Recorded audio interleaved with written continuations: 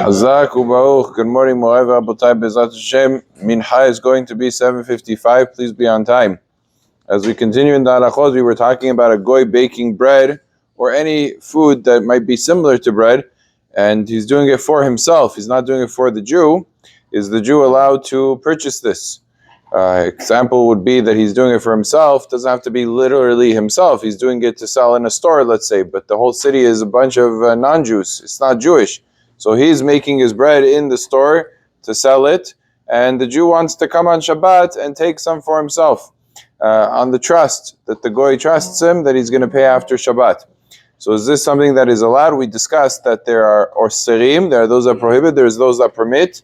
We had two positions in the osrim. In those that prohibit, there were really two philosophies. One philosophy was because of the problem of muktzeh, as flour, before it became bread, it was muktzeh, and then it became bread, it retains the status of muktzeh. And we had a second explanation, which was when it comes to matters of food, even when the goy does it for himself, we're more concerned that he might end up doing it for the Jew, or the Jew might command him, because food matters are much closer to the heart. And it's different than something like, for example, lighting a candle, which is lesser. So if the goy does it for himself, we're allowing the Jew to benefit even on Shabbat itself.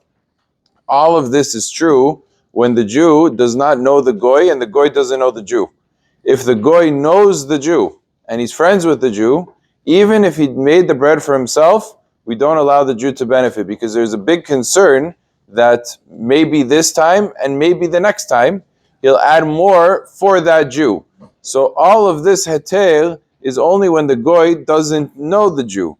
However, if he knows the Jew, we have a problem, because he might come to add on. It's much more likely that the next time around he's going to say, you know what, last time he picked up bread, this time I got a plan for him.